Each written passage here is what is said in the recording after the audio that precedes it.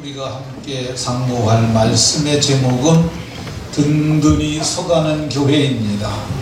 한번 따라 하십시다. 든든히 서가는 교회. 뒤에 있지 말고 요 앞에 자리 있으니까 앞으로 다 나오세요. 앞으로 나오세요. 자, 교사들도 다 나오세요. 자, 시간을 절약해야지. 말을 빨리 들어야 시간이 절약이 됩니다. 빨리 나오세요. 빨리 나오세요. 저 요 앞에 앉으면 좋아. 앞에가 더 잘 들려. 한번 따라 하십시다. 든든히 서가는 교회. 자, 유초등부만 다 같이 따라 해봐요. 시작. 네, 저기 유년부, 여기 초등부 앉았네요. 그죠? 자, 중고등부만 다 같이 한번 해봐요. 시작. 자, 중고등부만 다 같이 따라하세요. 든든히 서가는 교회. 든든히 서가는 교회. 선생님들만 하는 것 같아요. 다 같이 든든히 서가는 교회. 든든히 서가는 교회. 네, 어른들만 해보십시다. 든든히 서가는 교회. 든든히 서가는 교회. 네, 우리 옆 사람에게 서로 인사하면서 이렇게 서로에게 복을 빌어줍니다. 우리가 든든히 서가는 교회의 성도가 되었으니 행복하게 신앙생활합시다.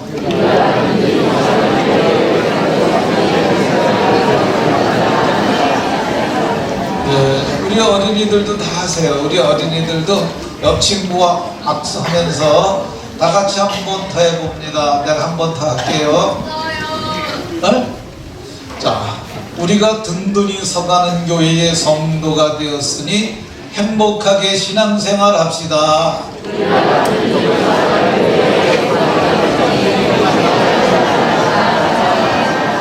네, 우리 모두가 든든히 서가는 사도행전적 교회인 행전교회 성도가 되었으니까 모두가 행복한 신앙생활 하시기를 예수님 이름으로 축원합니다.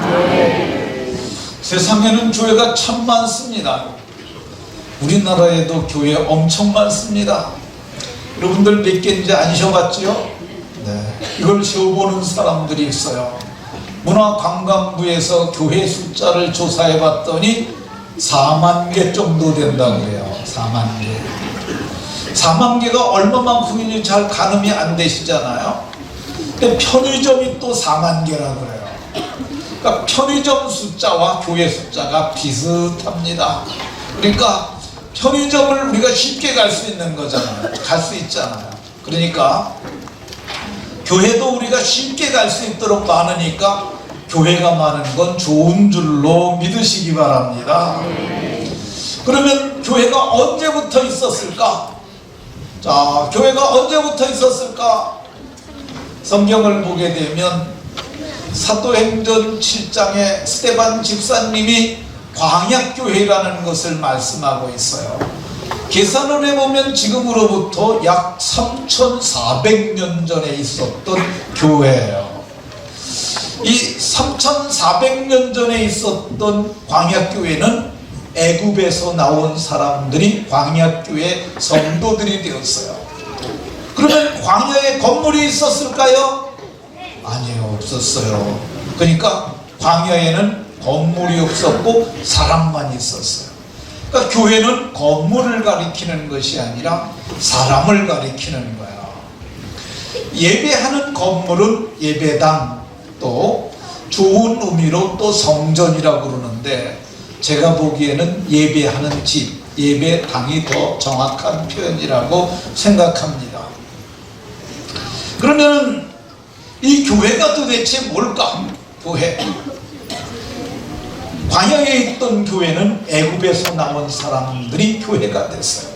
오늘날에는 세상에 살던 사람들을 하나님께서 이렇게 불러내서 이렇게 모인 이 공동체가 곧 교회가 됩니다.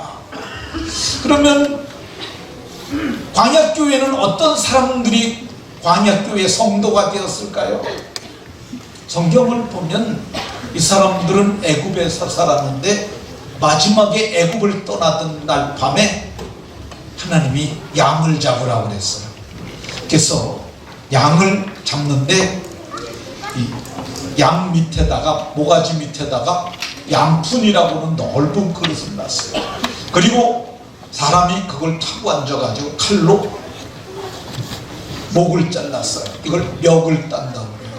그리고 심장에서 내려오는 대동목을 끊어요. 그럼 숨을 쉴 때마다 피가 왈칵 왈칵 이렇게 나와요. 그 양푼에 담긴 그 피를 가지고 문설주, 양쪽에 있는 이 문기둥을 설주라고 그러고요, 위에 지나가는 걸 인방이라고 해요. 그걸 피를 바르라고 그랬어요. 우슬초를 가지고 피를 발라라. 근데 그 피를 바른 집들은 심판의 사자, 여호와의 사자가 싹 넘어갔어요. 그걸 유월이라고 해요.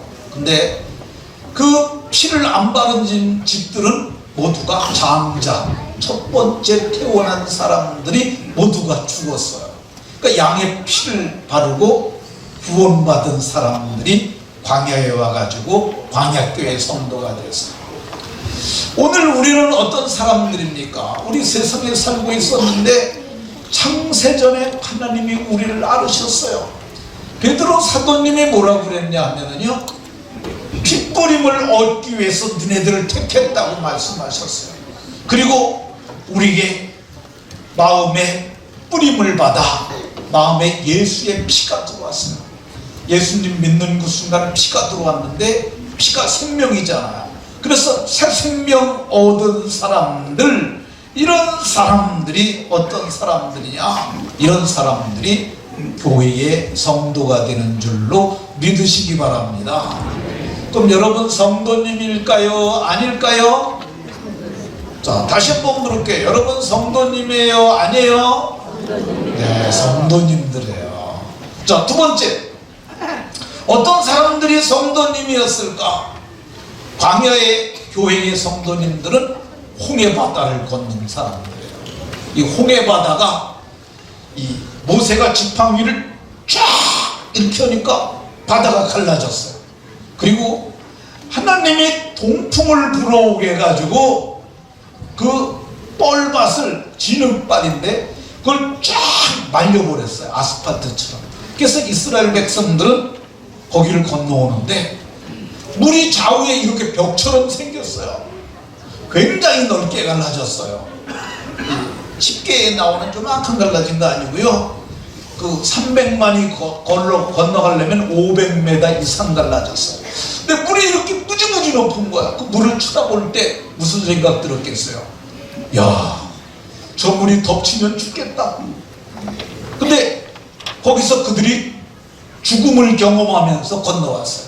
근데 애굽의 군대도 쫓아왔는데 그 사람들은 뻘 밑으로 물이 스며들어오고 그리고 물이 덮쳐갖고 그 사람들 다 죽었어요. 근데 거기서 건진받은 사람들, 이런 사람들을 바울 사도님이 뭐라고 그랬냐면요, 모세에게 속하여서 구름과 바다에서 세례를 받고, 자, 홍해바다 건너온 사람들이 뭐 받은 사람들이라고요? 세례. 위에 움직이지 말아라. 움직이면 안 된다. 세례 받은 사람들이에요. 우리는 어떻게 세례를 받았어요? 그리스도와 함께, 로마서 7장에서 그분과 함께 죽으심과 하여 세례를 받음으로, 우리도 세례가 원래는 물속에 잠그는 거야. 바프티즘이라는 단어가 담근다는 뜻이에요. 물속에 들어가면 죽잖아요. 근데 우리가 그 죽음을 통과한 사람들이 바로 교회의 성도가 된 사람들이에요. 저와 여러분들이 이 홍해바다를 그들이 건너므로 단체 세례를 받았던 것처럼 세례 받았으니까 교회의 성도님들이 됐는 줄로 믿으시기 바랍니다. 자, 어떤 사람들이 성도가 되느냐? 홍해바다를 건넌 사람들이 시내산에 왔어요. 근데 하나님이 내가 사흘 뒤에 너희들 앞에 나타나겠다, 하나님이 말씀하셨어요. 그리고 수많은 이스라엘 백성들이 지켜보는 가운데서 하나님이 빽빽한 구름 속에, 영광 가운데, 시내산에 불 가운데 강림하셨어요. 그리고 모세를 통하여 말씀을 주셨어요. 그 말씀을 광약교회 성도들은 살아있는 말씀을 받았다고요. 말씀 받은 사람들이 성도가 됩니다. 그러면 이 살아있는 말씀이 뭘까? 살아있는 말씀을 요한복음 1장 1절에 보면 이 말씀은 곧 하나님이시라. 하나님이 사람으로 오신 분, 그분이 예수님이죠. 말씀이 육신이 되어서 우리 가운데 오신 그 예수님, 그 예수님을 마음에 모신 사람들, 영접한 사람들은 모두가 하나님의 교회의 성도가 되는 줄로 믿으시기 바랍니다. 그러면 이 교회가 든든히 서가려면 어떻게 해야 될까? 든든히 서가려면, 이 든든히 서간다는 이 표현은 원래 건축 용어예요. 건물 질 때 쓰는 용어예요.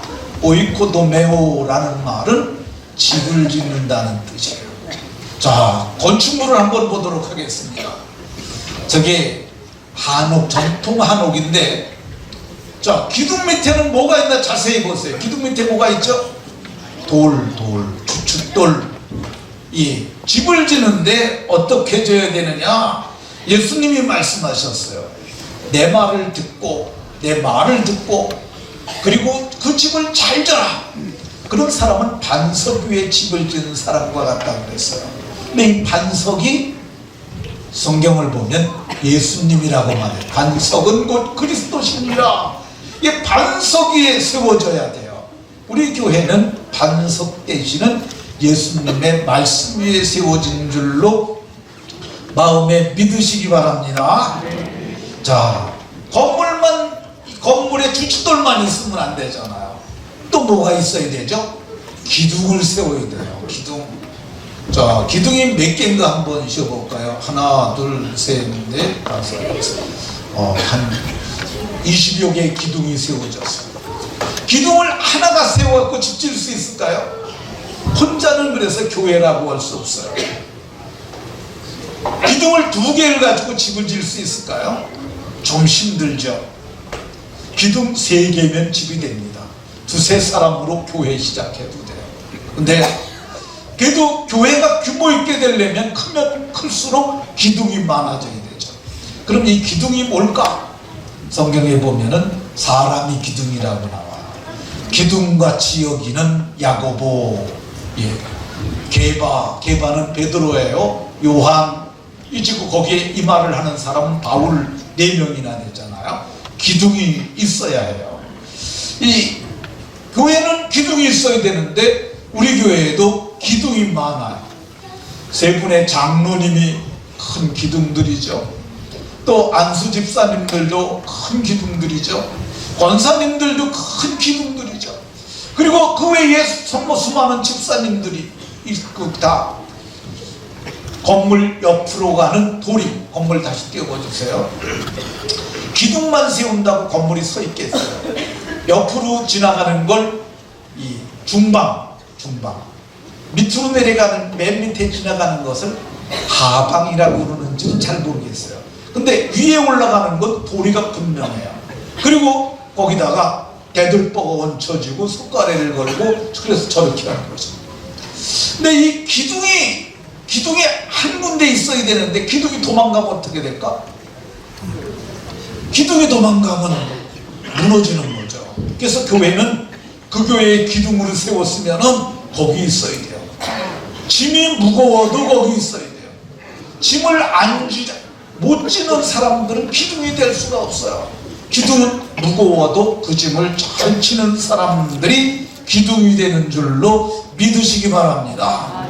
기둥만 갖고 되는 게 아니죠. 성경을 보면 건물마다 서로 연결하여 우리 어린이들은 난 아무것도 아니야 이렇게 생각할 수 있어요. 아니에요. 아무것도 아닌 게 아니라 여러분들도 아주 귀한 존재인 줄로 믿으시기 바랍니다. 왜 귀하냐? 기둥으로 지금 자라가고 있는 거야. 좀 있으면 기둥 돼요. 아직 나이가 어려서 그러지 우리 어린이들도 30년만 지나면은 서리 집사 되고요. 40년 지나면 안수 집사님, 장로님도 될 수 있으니까 여러분들이 장차 기둥이 될 사람들인 줄로 마음에 믿으시고 이렇게 기둥 역할을 잘하가면은 나중에 내세에서 하나님의 성전에 기둥이 되게 하리라. 하나님 나라에서도 그렇게 하나님이 갚아주시는 줄로 믿으시기 바랍니다. 근데 이 교회가 든든히 서가는 교회가 되려면 어떻게 해야 될까? 평안해야 돼요. 평안해야 돼요. 이 평안이 근데 두 종류가 있어. 하나는 뭐냐? 세상이 주는 평안이야. 예수님이 말씀하셨어요. 세상이 주는 평안도 있고 내가 주는 평안도 있는데, 세상이 주는 평안은 어떤 거냐? 돈 많으면 좋은 집 사고 편안해 그럴 수 있어요. 또 이 지위가 높아지게 되면 내가 이렇게 높은 사람이 됐어요 그러면서 편안할 수 있어요. 또 건강하면 나는 감기도 안 걸려 이렇게 건강하다고 스스로 생각하는 사람들 평안할 수 있어요. 근데 요거는 가짜예요. 왜 그러냐면 그 평안이 다 깨지는 날이 옵니다. 언제 오는 줄 아세요? 나중에 늙게 되면 이게 건강한 것도 다 끝이 나요. 왜 그렇습니까? 죽을 때 다 병들어서 죽어요. 아파서 죽고. 그러니까 이거는 마취제 같은, 이것은 이 평안은 진통제 같은 평안이에요. 진짜 평안이 있는데 그게 어떤 거냐? 주님이 주시는 평안이에요. 이거는 현세에서 내세까지 평안을 주는 평안인데 죽어도 괜찮아요. 죽으면 왜 괜찮을까? 주님의 나라에 들어가니까. 죽는 그 순간 죽음을 통해서 영광에 참여하는 거니까 우리는 이 세상을 살아가는 동안 주님이 주시는 평안을 가지고 영광스러운 즐거움을 누리며 살아갈 수 있는 복 있는 사람이 됐으니까 든든한 교회의 성도가 될 수 있는 줄로 믿으시기 바랍니다. 자, 든든한 교회가 되려면 어떻게 해야 되느냐? 주님을 경외하여야 돼요. 주님을 경외. 이 경외한다는 말은 두려워한다는 거예요. 두려워하려면은요 경험을 해야 돼요. 그러니까 주를 경외하는 교회는 하나님을 경험하는 거예요. 창경원에 가게 되면 호랑이가 무섭습니까? 안 무섭습니까? 창경원 가서 동물원 가가지고 호랑이 보면 무서워요? 안 무서워요? 안 무섭지. 근데 울타리가 뚫려서 호랑이가 뛰어나오면 무섭겠어요? 안 무섭겠어요? 무섭죠. 그러면 그러니까 이게 진짜 이게 경외하려면은 성경을 통해서 하나님 임재 체험을 해야 돼요. 하나님 경험을 해야 돼요. 제가요 시골에서 목회를 하는데 어느 날 그랬어요. 하늘에 하나님을 향하여 하나님 나 이 조그만 교회에서만 있게 하지 말고 나 좀 보내주세요. 그랬는데 하나님이 말씀을 하셨어요. 뭐라고 말했냐면 내가 너를 아끼노라. 근데 그 말이 너무너무 무서워가지고 그 다음부터는 한 번도 그 얘기를 못했어요. 근데 제가 가려던 교회가 저는 가면 제가 그 교회도 좋고 저도 좋을 줄 알았는데 그게 아니었어요. 그 교회에서 목회하던 분이 덕청이 와서 목회를 했는데 그분이 교회에서 무지무지 힘들었대요.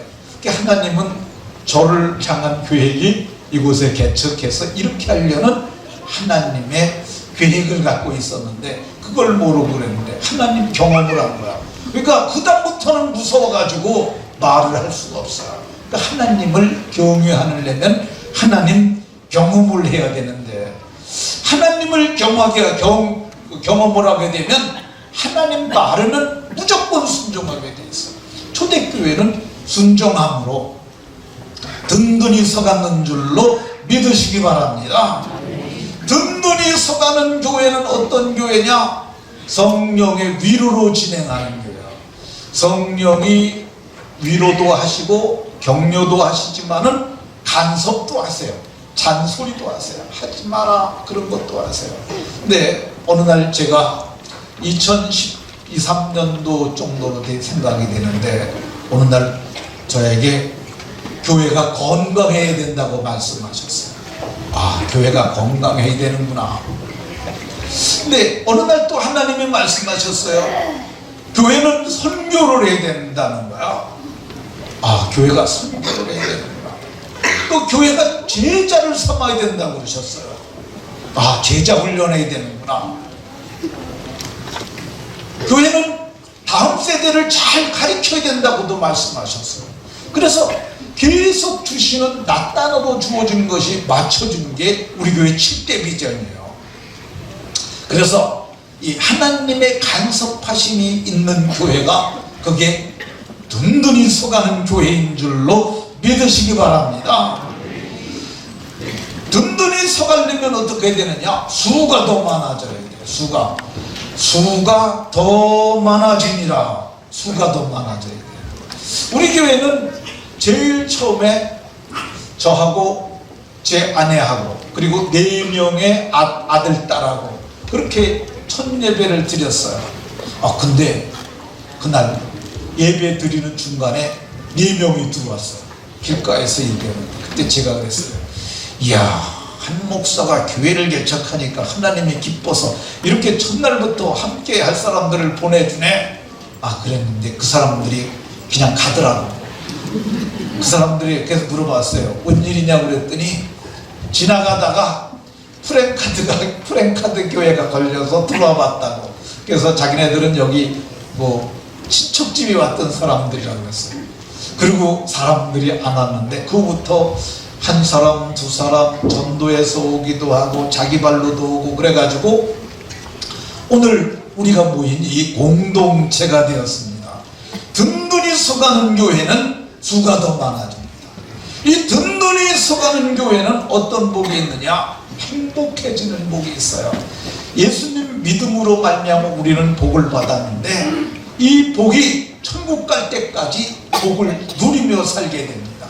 그래서 금년도 표가 받은 복을 누리고 나누고 전하자 하지 않습니까? 그러니까 우리는 이 든든히 서가는 행전교회에 속한 사람들은 모두가 저는 좋은 일 하는 복이 있다고 생각이 들어요. 저희 교회는 지금까지 다음 세대를 기르는 일을 했어요. 그래서 어른 대비 아이들하고 이렇게 비율을 보면 우리는 좀 이거 어려운 표현인데 직사각형 구조예요. 어떤 교회는 역삼각형 구조예요. 애들은 없고 어른만 있어요. 그 교회는 얼마 못 가요. 근데 우리 교회는 애들이 어른의 비율 이렇게 딱 비춰보면 이 사각형 구조를 가지고 있어요. 저는 이게 복이라고 생각이 돼요. 우리는 실버 세대들을 영혼을 돌보고 여기 요양원에 들어오는 사람은 거의 다 구원받고 갑니다. 우리가 엘리사의 집을 마련하고 거기에 선교사님들을 모시고 음향장비를 지난해에 나눠준 게 지난주일에 음향선교국의 보고에 의하면 10곳을 나눠줬다고 해요. 이렇게 나눠준 게 약 100교회는 될 것 같아요. 반찬을 나눠준 것이 얼마만큼 되느냐? 사람들에게 밥상에 올린 게 대충 계산해 보니까 30만이 넘어요. 그리고 그것보다 더 중요한 거 있는데 그게 뭐냐? 전도 축제죠. 복음을 전해서 여러분들이 복음의 제사장이 돼서 그들을 얻고 여기 와서 데려다 놓으면은 저는 복음을 전해가지고 그래서 그 복음을 듣고 이렇게 예수님 믿어서 구원을 받게 하는 거, 이건 귀한 일이죠. 우리 정혜성 권사님이 모시고 오신 그쪽에 뒤에서 두 번째 줄에 앉으신 사장님, 도배 사장님 맞죠? 도배 사장님 아니에요? 아니? 맞아요? 이번 전도 축제 때 처음 와가지고 예수님 믿고, 그리고 여기 뒤에 맨 뒤에 앉으신 분 약사 선생님, 그죠? 네, 이번에 처음 예수 믿어가 이게 초대받아갖고 나왔잖아요. 이게 무지무지하게 귀한 일이에요. 이런 사람들에게 주님께서 뭐라 그러시냐? 마지막 날에 참 잘했다 할 것입니다. 우리 교회에 속한 사람들은 나중에 주님 앞에 설 때 저는요 이 일에 동참을 했고요. 사랑의 지팡이는 우리가 헌금해서 하잖아요. 매달 10,000원이든지 5,000원이든지 2,000원이든지 해서 하면 그거잖아요. 그러면 주님이 참 잘했다고 칭찬하시고 상 받게 될 줄로 믿으시기 바랍니다. 마지막으로 하나만 얘기하고 마치겠습니다. 독수리가 20년을 살게 되면은 한계 수명에 다다르게 된다고 그럽니다. 왜 그러냐면 이 부리가 너무 이렇게 구부러진 거예요. 그러니까 먹이를 잘 못 짜먹어요. 그 발톱도 너무 길어가지고 이게 이렇게 돼야 되는데 이렇게 구부러지니까 못 움키는 거예요. 그러니까 독수리가 20년이 되면은 두 길이 있대요. 하나는 죽는 것과 하나는 다시 한번 갱생의 길을 가는 게 있는데, 갱생의 길을 가는 게 어떻게 하는 거냐면요, 가장 높이 날아오를 수 있는 산에 올라가서 높은 바위 위에 붙은 나뭇가지 얘기하는데, 그리고 거기서 털을 뽑는 거예요. 털을 다 뽑아요. 그럼 뭐 고기만 남잖아. 근데 그 다음에 발톱을 뽑아요. 발톱이 다 뽑아지게 되면 정말 발톱 없는 독수리잖아. 그리고 마지막 이 부리를 바위 위에 쫙가지고 이걸 다 부수는 거야. 그러면 부리도 없고 날개도 없고 발톱도 없는 정말 발톱 빠진 독수리가 되는 거죠. 근데 그 독수리가 그때부터 하늘의 이슬을 먹으면서 60일을 버틴다고 그래. 60일을 버티게 되면 60일이 지나면 새 부리가 나오고 새 발톱이 나오고 새 날개가 나오게 되면 그것 가지고 20년 한 생을 더 산다고 얘기를 합니다. 오늘 우리 교회가 20년을 맞았는데 또 힘내서, 개인적으로는 제가 금년에 안식이거든요. 안식년이니까 쉼을 얻고 새 힘을 얻고, 그래서 제 시대가 끝나면은 제가 이제 늙은 독수리가 돼갖고 빠져나가면은 젊은 독수리, 아주 쌩쌩한 독수리 날라와가지고 이 교회를 다시 한번 하나님의 임재 앞에 이르게 하는, 두 날개, 소그룹의 한 날개, 대그룹의 한 날개로 하나님의 임재에 이르게 하는 복 있는 교회가 되기를 예수님 이름으로 축원합니다.